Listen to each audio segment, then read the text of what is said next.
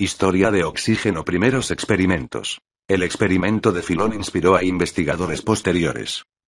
Uno de los primeros experimentos conocidos sobre la relación entre la combustión y el aire lo desarrolló el escritor sobre mecánica de la antigua Grecia Filón de Bizancio, en el SIAC. En su obra Neumática, Filón observó que invirtiendo un recipiente sobre una vela prendida y rodeando el cuello de este con agua, una parte del líquido subía por el cuello. 51 Supuso, de forma incorrecta, que algunas partes del aire en el recipiente se convertían en elemento clásico del fuego y, entonces, era capaz de escapar a través de poros en el cristal.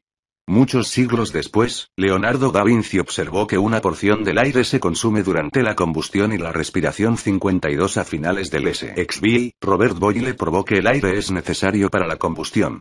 El químico inglés John Mayow perfeccionó su trabajo mostrando que solo requería de una parte del aire, que llamó Spiritus Nitroaereus o simplemente Nitroaereus. 53 En un experimento, descubrió que, colocando tanto un ratón como una vela encendida en un contenedor cerrado sobre agua, hacía que ésta subiera y reemplazara un 1/14 del volumen del aire antes de que se apagara la vela y muriera el ratón. 54 Debido a esto, supuso que el Nitroaereus se consume tanto por la respiración como por la combustión.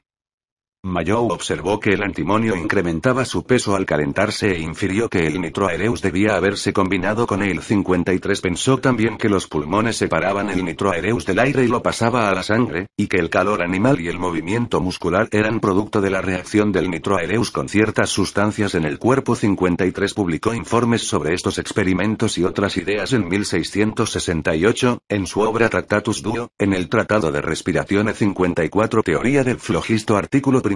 Teoría del flogisto. Georg Stahl ayudó a desarrollar y popularizar la teoría del flogisto. Roberto Oke, Ole Borch, Mijail Lomonosov y Pierre Ballin produjeron oxígeno durante experimentos entre los siglos XVII y XVI, pero ninguno de ellos lo reconoció como un elemento. 55 Esto pudo deberse en parte a la prevalencia de la filosofía de la combustión y la corrosión, denominada teoría del flogisto, que por aquel entonces era la explicación preferida para esos procesos. Esta teoría, establecida en 1667 por el químico alemán Johann Joachim Becher y modificada por el también químico Georg Stahl en 1731,56, postulaba que todos los materiales combustibles constaban de dos partes. Una, llamada flogisto, que era emitida al quemar la sustancia en cuestión, y otra, denominada desflogisticada, que se tenía por su verdadera forma o calx ceniza. Creta en latín. 52 Los materiales altamente combustibles que dejan poco residuo, como la madera o el carbón, se creían hechos en su mayor parte por flogisto, mientras las sustancias no combustibles que corroen, como el hierro, contienen muy poco. El aire no tenía ningún papel en la teoría del flogisto ni se realizaron experimentos cuantitativos para poner a prueba la idea. Por el contrario, se basaba en observaciones de lo que sucedía cuando algo se quemaba. Los objetos más comunes parecían volverse más ligeros y perder algo en el proceso. 52 El hecho de que una sustancia como la madera realmente ganara peso en su conjunto durante el quemado se ocultaba por la flotabilidad de los productos gaseosos de la combustión. Una de las primeras pistas sobre la falsedad de la teoría del flogisto fue que los metales también ganaban peso en la oxidación cuando supuestamente perdían flogisto. Descubrimiento. Carl Wilhelm Scheele se adelantó a Priestley en el descubrimiento, pero publicó su trabajo con posterioridad. El descubrimiento se le suele adjudicar a Joseph Priestley. El oxígeno fue descubierto por el farmacéutico sueco Carl Wilhelm Scheele, que produjo oxígeno gaseoso calentando óxido de mercurio y varios nitratos alrededor de 1772. 52 Scheele llamó al gas aire del fuego, porque era el único apoyo conocido para la combustión, y escribió un informe de su descubrimiento en un manuscrito que tituló Chemische Abhandlung von der Luft und dem Feuer, Tratado Químico del Aire y del Fuego. Y envió a su editor en 1775, si bien no se publicó hasta 1777. 57 Entretanto, el 1 de agosto de 1774, el clérigo británico Joseph Priestley condujo un experimento en el que enfocó la luz solar sobre óxido de mercurio segundo. Luego en el interior de un tubo de cristal, que liberó un gas que él llamó aire desflogisticado. 5 Notó que las velas prendían más vivamente en el gas y que el ratón estaba más activo y vivía más tiempo mientras lo respiraba. Tras inhalar él mismo el gas, escribió: La sensación del gas en mis pulmones no era perceptiblemente diferente al del aire normal, pero sentí mi pecho particularmente ligero y desahogado durante un rato después. 55 Priestley publicó sus hallazgos en 1775 en un artículo titulado An Account of Further Discoveries in Air.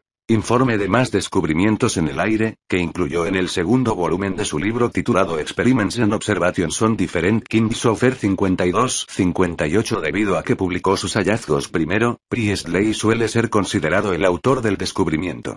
El renombrado químico francés Antoine Lavoisier reclamó posteriormente haber descubierto la sustancia de forma independiente.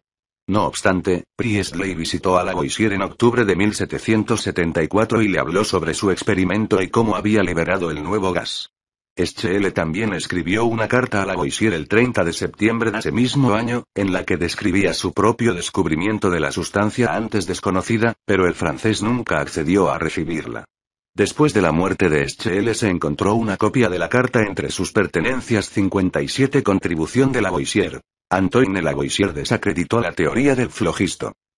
Aunque fue cuestionado en su época, Lavoisier condujo los primeros experimentos cuantitativos adecuados sobre la oxidación y dio la primera explicación correcta acerca del funcionamiento de la combustión. 5 Usó estos y otros experimentos similares que comenzaron en 1774 para desacreditar la teoría del flogisto y para demostrar que la sustancia descubierta por Priestley y Schele era un elemento químico. En un experimento, Lavoisier observó que no se producía un incremento global en el peso cuando el estaño y el aire se calentaban en un contenedor cerrado. 5 Notó que, cuando abrió el contenedor, el aire entró súbitamente en él, lo que indicaba que parte del aire atrapado se había consumido. También notó que el estaño había aumentado su peso y que el aumento era igual al del peso del aire que volvió al contenedor cuando lo abrió. Este y otros experimentos sobre la combustión se documentaron en su libro Sur la combustión en general, publicado en 1777. 5 En esa obra, probó que el aire es una mezcla de dos gases: el aire esencial, fundamental para la combustión y la respiración, y el azote del griego T. Sin vida, que no servía para ninguna de las dos y se denominaría posteriormente nitrógeno. 5 Lavoisier renombró al aire esencial como oxígeno en 1777, desde las raíces griegas oxis, ácido, literalmente punzante, por el sabor de los ácidos, y genes, productor, literalmente engendrador, porque pensaba, erróneamente, que el oxígeno era un constituyente de todos los ácidos. 7 Los químicos, en particular Sir Girabi, en 1812 al cabo de un tiempo determinaron que Lavoisier se equivocó en su apreciación, pues, de hecho, es el hidrógeno el que forma la base de los ácidos, pero el nombre ya se había popularizado. Historia posterior. Robert Goddard y un cohete de combustible de oxígeno líquido. La hipótesis atómica original de John Dalton asumía que todos los elementos eran monoatómicos y que los átomos de los compuestos tendrían normalmente las relaciones atómicas más simples. Por ejemplo, Dalton pensaba que la fórmula del agua era O, presentando la masa atómica del oxígeno como 8 veces la del hidrógeno, en vez de 16, el valor que se le da hoy en día. 59 En 1805, Louis Joseph Gay-Lussac y Alexander von Humboldt demostraron que el agua está formada por dos volúmenes de hidrógeno y uno de oxígeno y, en 1811, Amedeo Avogadro dio con la correcta interpretación de la composición del líquido, basado en la que hoy se denomina ley de Avogadro y en la suposición de moléculas diatómicas elementales. 60 Nota 11 A finales del S-6, los investigadores se dieron cuenta de que el aire podía licuarse y sus componentes aislarse mediante compresión y enfriamiento. Utilizando un método de cascada, el químico y físico suizo Raoul Pictet evaporó dióxido de azufre para licuar dióxido de carbono, que por su parte era evaporado para enfriar el oxígeno gaseoso lo suficiente para pasarlo a líquido. Envió un telegrama a la Academia de Ciencias de Francia el 22 de diciembre de 1877 anunciando su descubrimiento del oxígeno líquido. 61 Solo 2 días después, el físico francés Louis-Paul Cailletet anunció su propio método para licuar oxígeno molecular. 61 En ambos casos solo se produjeron unas pocas gotas del líquido, por lo que no se pudo llevar a cabo un análisis concluyente. El oxígeno fue licuado de forma estable por primera vez el 29 de marzo de 1883 por los científicos polacos de la Universidad Jagiellonica Zygmunt Wróblewski y Karol Olszewski. 62 En 1891, el químico escocés James Dewar pudo producir la suficiente cantidad de oxígeno líquido para estudiarlo. 11 El primer proceso viable comercialmente para producir oxígeno líquido fue desarrollado en 1895 de forma independiente por los ingenieros Carl von Linde, alemán, y William Anson, británico. Redujeron la temperatura del aire hasta que se licuó y, entonces, destilaron los componentes gaseosos haciéndolos bullir uno a uno y capturándolos. 63 Más tarde, en 1901, la soldadura de oxiacetileno se demostró por primera vez al quemar una mezcla de acetileno y O2 comprimido.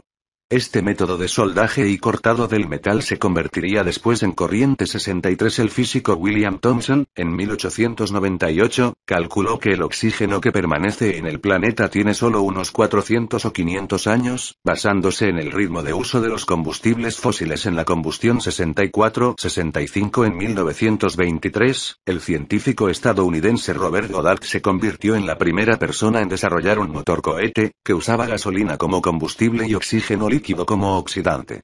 El 16 de marzo, hizo volar con éxito un pequeño cohete propulsado por combustible líquido durante 56 m a 97 km/h, en Auburn, Massachusetts. 63-66